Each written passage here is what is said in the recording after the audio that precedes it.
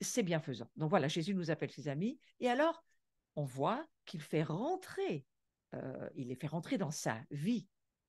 Ils étaient passés du statut de simple serviteur à celui d'ami intime. Regardez. Alors, cette amitié, elle a été rendue possible parce qu'il y a cette révolution de la relation avec nous. De quoi est-ce que je parlais dès le début de ce cours?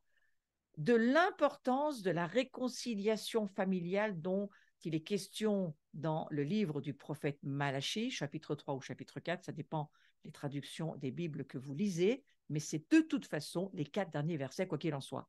Et c'est tellement important lorsque on a compris qu'il est question de la famille de Dieu, notre Père qui est aux cieux. Il est question de la famille, des amis, d'une incarnation qui vit véritablement cette relation. Donc, il nous fait entrer dans sa vie, Jésus, exactement comme pour ses disciples, et nous passons, nous aussi, de serviteurs à amis. Et cette amitié, elle est rendue possible parce que lorsque nous venons à la vie, en donnant notre cœur, en parlant avec notre bouche, et lorsque nous donnons notre cœur à Jésus, eh bien, voyez-vous, il y a une transformation totale qui se fait. Nous passons du royaume des ténèbres au royaume de la lumière, pas seulement de la lumière des ténèbres que nous étions, nous devenons lumière, donc nous changeons totalement de nature, nous devenons la nature de Dieu grâce à Christ, en Christ. C'est pour ça que je vous dis, il nous a fait entrer dans sa vie. Ce n'est plus notre vieille vie, ce n'est plus notre vieille nature, ce n'est plus ce que nous étions de la race adamique d'avant même la chute. Nous ne sommes plus d'Adam et Ève, frères et sœurs. Nous avons un héritage, oui, nous avons la vie, nous avons un héritage d'Adam, mais nous ne sommes plus de la race adamique parce qu'en Christ, nous devenons des nouvelles natures, des enfants qui sont nés à nouveau et remplis de l'esprit en Christ. Donc cette amitié, elle devient possible lorsque nous voyons qui nous sommes. Nous sommes non seulement frères et sœurs du Christ, mais vous savez, on peut avoir des frères et sœurs et pas être amis du tout. Je ne sais pas si ça vous parle, mais on peut avoir dans nos familles, qu'on n'a pas choisi du reste, voilà, des frères et sœurs, et sont-ils nos amis? C'est pas fait, c'est pas dit. Ouais.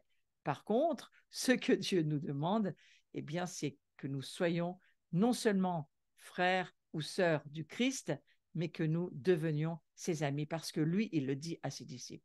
Et on va le lire dans Jean, chapitre 15 au verset 15. Je ne vous appelle plus serviteur parce que le serviteur ne sait pas ce que fait son maître. Je vous appelle ami parce que je vous ai fait connaître tout ce que j'ai appris de mon Père. Et si on lit vraiment tout l'évangile de Jean, on passe du 15 à 16 à 17, on se rend compte. La prière sacerdotale de Jésus est extraordinaire dans Jean 17, lorsqu'il va dire « Je leur ai donné la gloire que tu m'as donnée, je leur ai fait connaître tout ce que tu m'as fait connaître. » En gros, Jésus dira « Tout ce que je pouvais leur donner, je l'ai fait. J'ai même donné ma nature et j'ai pris la leur. Je suis devenu péché et malédiction pour qu'eux deviennent saints en arrivant un jour à ne plus pécher. » Vous vous rendez compte? C'est plus que donner son temps ou donner un peu de son argent ou donner un petit peu, je ne sais pas, de ses charismes. Non, il donne sa vie. Il se donne totalement pour que nous puissions devenir qui il est. Être qui il est. Et c'est cela. Donc, bien sûr qu'il peut nous appeler ses amis, et si nous voyons l'œuvre de la croix en révélation, pas en information, mais en révélation, et que nous voyons par la foi tout ce qui a été fait lorsque Jésus va dire tout est accompli. Certains pourraient dire ben ça se saurait si tout était accompli. Eh bien, ça se sait, frères et sœurs. Tout est bien accompli. Maintenant, est-ce que tout est fait comme par magie dans nos vies? Non. Nous sommes appelés maintenant à manifester qui nous sommes, et donc Si nous regardons l'Église depuis toutes ces, on va dire, ces centaines d'années derrière nous, nous regardons l'histoire de l'Église, est-ce que nous voyons véritablement qui est Jésus?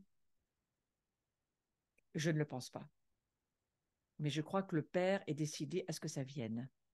Et que, en regardant son Église, son reste, et quand je dis l'Église, je mets les Juifs messianiques avec nous, bien entendu, l'Ecclésia, hein, avec tous ceux qui en font partie, eh bien, je crois que nous sommes pressés par le Saint-Esprit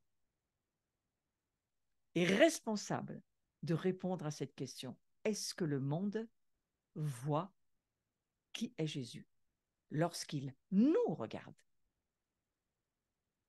C'est pas seulement lorsqu'il me regarde, mais c'est lorsqu'il nous regarde. Est-ce que nous sommes prêts à nous mettre à genoux et à ne pas essayer d'avoir des opinions ni vouloir avoir raison sur des choses, mais bien plutôt, Seigneur, qu'est-ce que tu veux? Quel est ton rêve, ton désir? Qu'est-ce que tu voudrais que nous puissions faire ou vivre pour être Christ sur la terre? Et c'est, je crois, tellement important que Jésus ait dit à ses apôtres, à ses disciples, comme il essaye de nous le dire aussi aujourd'hui, si nous voulons bien l'entendre, mais c'est quand même écrit pour nous, hein. Jean 15, 15. Intéressant de se dire, vous savez, quand les chiffres sont répétés comme ça, j'ai toujours un œil dessus, je me dis, waouh, c'est quand même une référence magistrale. Est-ce que nous pouvons comprendre que le monde autour de nous a besoin de voir que nous sommes les amis du Christ? Pas je suis l'ami du Christ, nous sommes les amis du Christ. Parce que l'ami, il sait ce que fait son maître. Il connaît son Dieu. L'objectif du disciple, ce centre, hein, quand je dis disciple, ça veut aussi dire ami, se centre sur la présence de Dieu. En fait, il est passé du devoir à la relation. Il est passé sur je dois faire, je dois, à j'ai envie de faire, j'ai le désir de faire. Je le fais parce que c'est mon ami. Je le fais parce que je le veux. Je le fais parce qu'il le veut. Je le fais pour lui. Il est passé du devoir à la relation. Il est passé de ce que je fais pour lui à ce que je sais que Dieu fait. Ouais. Alors l'obéissance, elle sera toujours importante, c'est sûr. Hein. Vous êtes mes amis, dira Jésus, si vous faites ce que je vous commande. Ça, c'est Jean 15, 14, c'est le verset d'avant. Si vous faites ce que je vous commande, vous êtes mes amis. Mais regardez, l'ami, il est plus inquiet de décevoir l'autre que de lui désobéir. Vous ne croyez pas?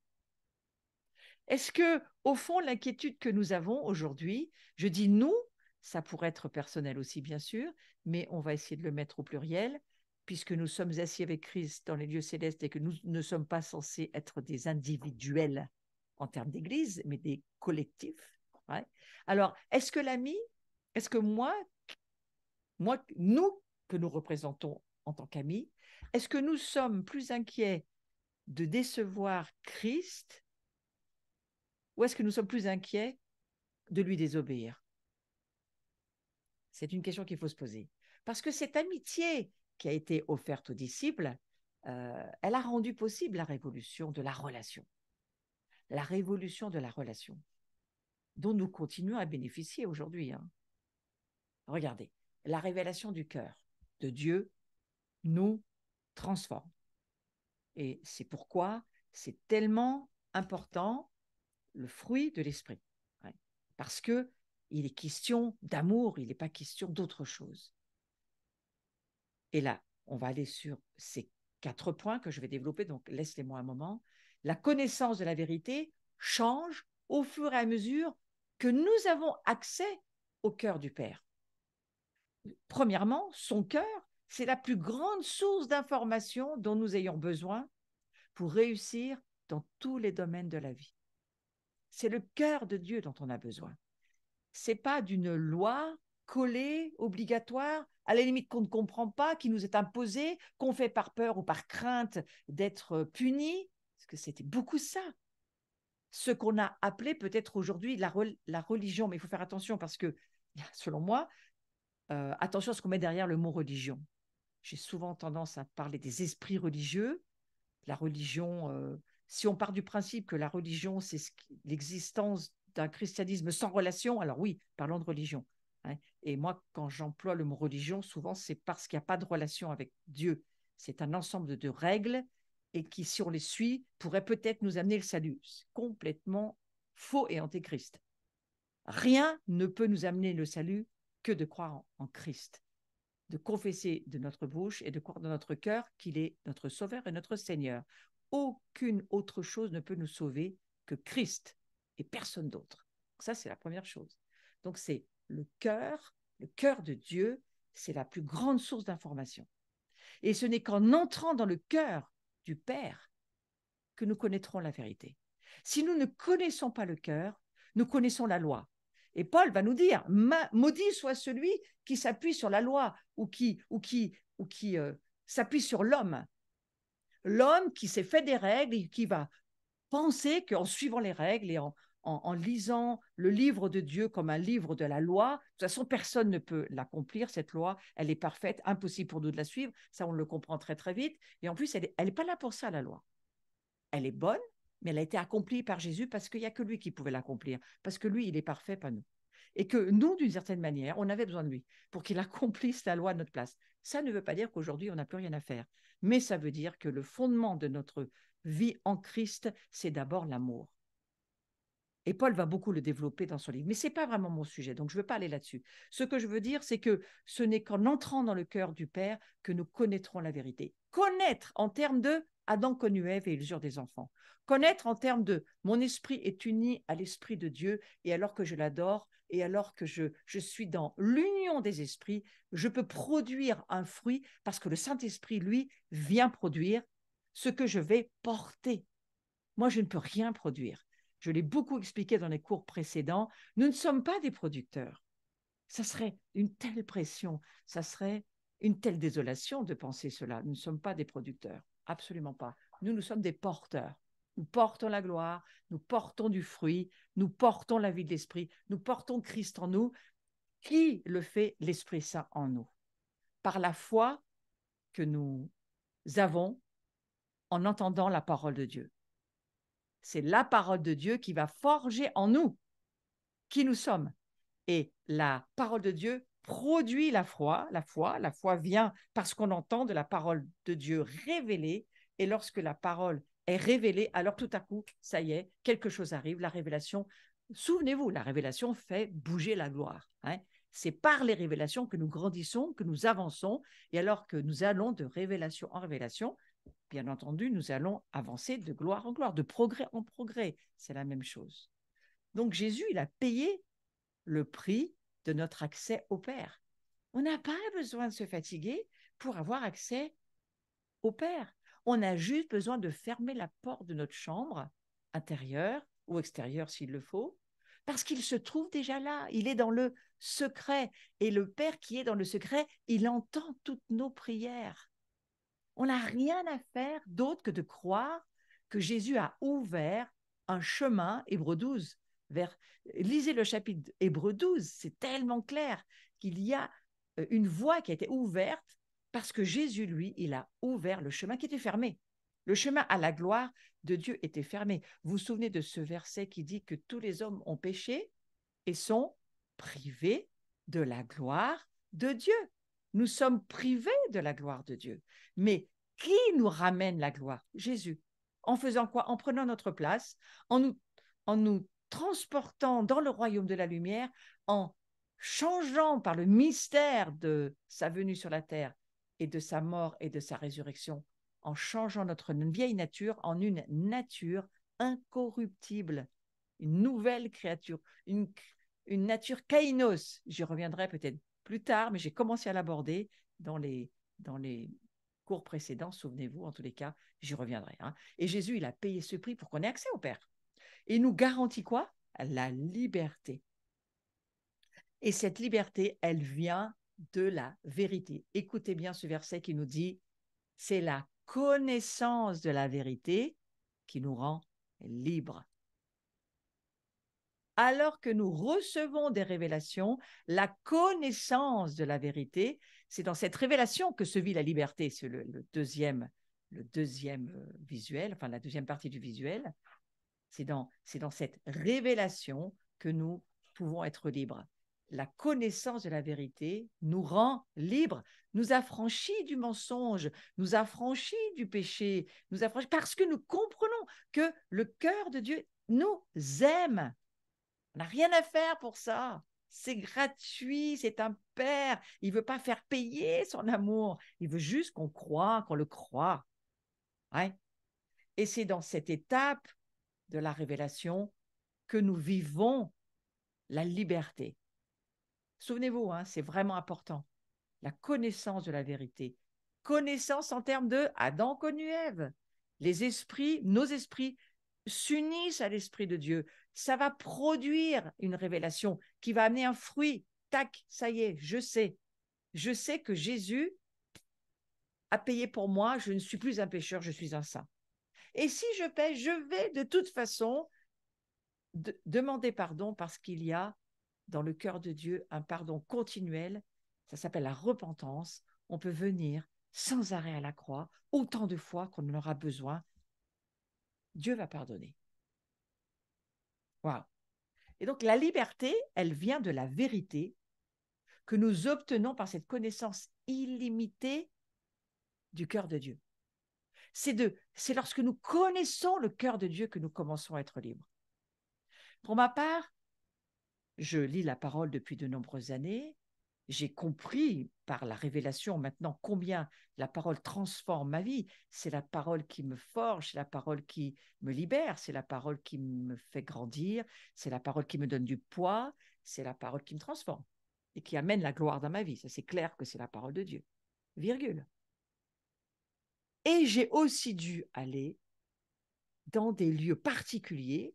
Par exemple, quand il y a eu la bénédiction du Père au Canada, à Toronto, en 1980. J'y suis allée en 95. La bénédiction, elle allait commencer à être déversée en 94, mais nous avons pu y aller l'année suivante avec plusieurs personnes. Et c'est dans cette présence de Dieu, alors on va dire cette gloire de Dieu, parce que là, il y a la gloire, il y en avait un. Dans cette gloire-là, que j'ai su, non pas avec mon cerveau, j'ai vécu dans mon expérience des transformations incompréhensibles. Simplement parce que Dieu était là. Dieu était là, avec 3000 personnes qui étaient là et qui attendaient de vivre quelque chose, parce qu'on s'attendait tous à quelque chose, et la chose arrivait. La transformation, elle se fait parce que ça ne s'appelait pas la bénédiction du Père pour rien. C'était un moment particulier dans l'histoire. Comme sont tous les réveils, ce sont des moments particuliers, ils ne durent jamais des années parce qu'on ne les maintient pas, ces réveils. On n'arrive pas à les maintenir, mais ils ont été là, il faut s'en souvenir. Pour moi, ça a été une école de compréhension.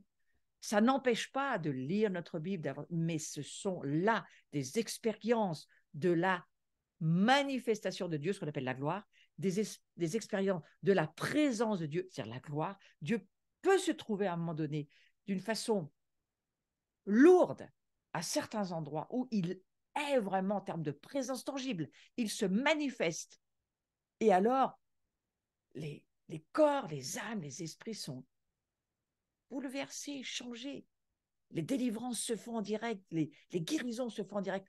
C'est deux royaumes qui se rencontrent et il y a un choc qui se fait et des transformations immenses. Je ne peux pas vous l'expliquer autrement parce que je l'ai vécu comme cela. Et la liberté vient de la vérité. Et la vérité, c'est une personne. Ce n'est pas un concept intellectuel. C'est une personne qui se manifeste et qui vient à certains endroits. Parfois, c'est par nous, ça s'appelle l'onction.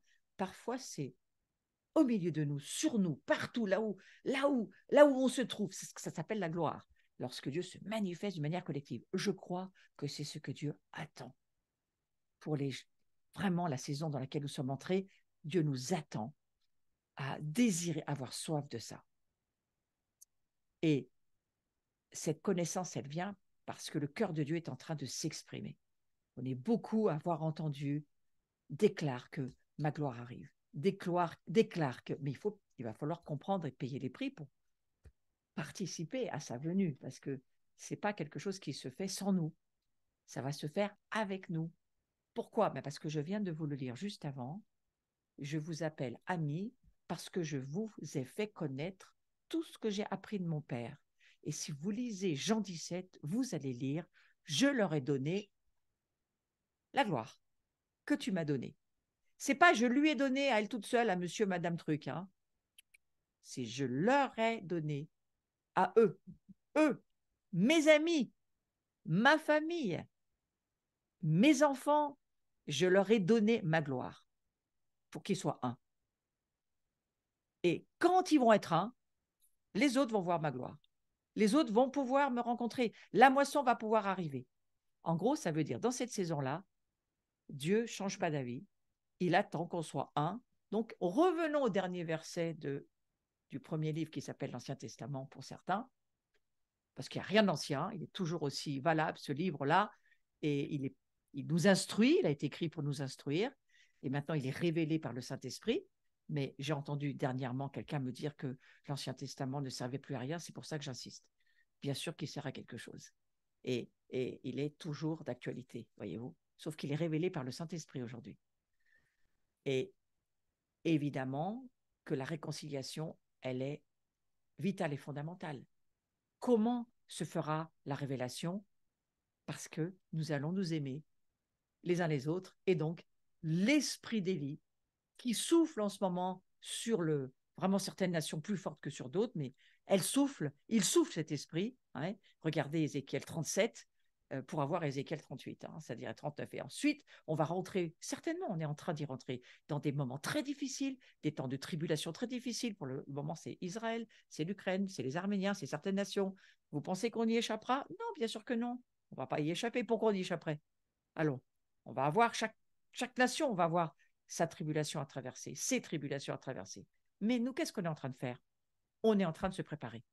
Il faut, frères et sœurs, rencontrer le cœur de Dieu, comprendre l'importance de développer ce fruit de l'esprit. Ne pas vivre qu'à travers les dons. C'est bien de vivre dans une dimension charismatique. Moi, je suis ravie de cela. Je suis d'accord, mais ça ne suffit pas. Il faut développer le fruit de l'esprit, sans quoi nous n'arriverons pas à la réconciliation et à la ressemblance du Christ, qui, lui, est l'amour, hein, bien sûr. Donc, cette obéissance, bien sûr, elle est importante, l'obéissance, mais je crois qu'il faut passer du devoir à la relation, de ce que je fais pour lui à ce que je sais que Dieu fait. Ouais, c'est vraiment le cœur de Dieu. Et cette amitié, eh bien, ça va vraiment être possible et ça va nous amener à nous aussi vivre une révolution de l'amour au fond de nous. La France, nous sommes la nation attendue par toutes les nations. Je peux vous le dire parce que je rencontre beaucoup d'autres nations. Pour le moment, c'est plutôt sur les clouds et sur les Zooms et on va dire les connexions en ligne, mais les nations attendent la France, attendent le cœur de l'appel de la France, qui est la nation appelée à l'amour. C'est pas pour rien que les Chinois, les Japonais, même les Américains, même les Canadiens, ils nous disent toujours « Ah, mais vous, les Français, vous êtes la nation, vous êtes vraiment les amoureux. » Oui, mais c'est vrai, c'est sûr, c'est juste. C'est ce qu'on a, c'est notre appel. Et je crois qu'il faut vraiment le comprendre. Il faut comprendre qu'il y a une attente des autres nations aussi à nous voir et peut-être un modèle pour cela. Moi, j'appelle la France à faire bien attention à son appel. Nous sommes appelés vraiment à être un peuple à la fois passionné, parce que c'est ce qui nous appartient, la passion, mais amoureux de Dieu. Et donc, c'est cet amour qui va jusque dans notre incarnation, hein, jusque dans notre âme, et même jusque dans notre corps.